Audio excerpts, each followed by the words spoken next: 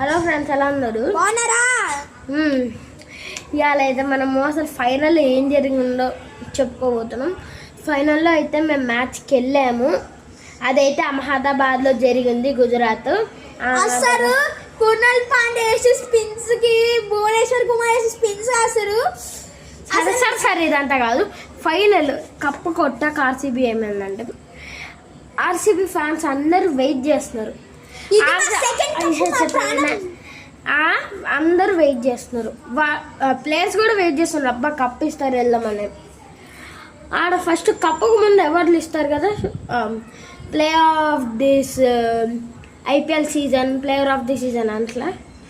అలా ఒక 18 అవార్డ్స్ ఉంటే, 9 అవార్డ్స్ ఉంటే ఆ 9 అవార్డ్స్ వైభవ్ సూర్యవంశీకి వచ్చింది, ఎక్సెప్ట్ బౌలింగ్ ది తప్ప. అని అసలు వాళ్ళందరూ వెయిట్ చేస్తారు. విరాట్ కోహ్లీ అయితే మా కప్పు ఇవ్వడానికి వెళ్దాం అనుకుంటా, వైభవ్ సూర్యవంశీ. వేరే ఇస్తారేమని వెళ్తుంటే Vaibhav Suryavanshi. Next Chris Gayle, next AB de Villiers. ఇగో ఏబిడిఎస్ చూసుకుందాం, అక్కడ వైభవ్ సూర్యవంశీ ఉన్నారు. క్రిస్ గేలే అసలు మైండ్ బ్లోయింగ్. మీకు చెప్పాలి గైస్, ఏంటంటే రాయల్స్ వర్సెస్ జీటీలో అప్పుడు వైభవ్ సూర్యవంశీ వేసేస్తుంటే లాస్ట్ ఒక వికెట్ అవుట్ అవ్వకపోతే రాజస్థాన్ రాయల్స్ గెలిచింది. చెప్పు మామా.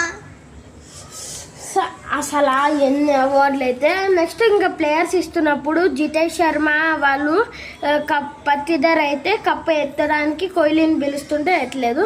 కూర్చున్నప్పుడు మళ్ళీ అప్పుడు జితేష్ శర్మ అయితే పక్కన విరాట్ కోహ్లీని పిలుస్తూ మనకి ప్లేస్ ఇచ్చి కూర్చోబెట్టాడు. అసలు ఎంత అభిమానము, అంత అభిమానం. అండ్ లాస్ట్లో అనుష్క అయితే ఫస్ట్ దానికి ఏడ్చింది, కానీ ఇప్పుడు నవ్వింది. సరే, సబ్స్క్రైబ్ కొట్టినామా.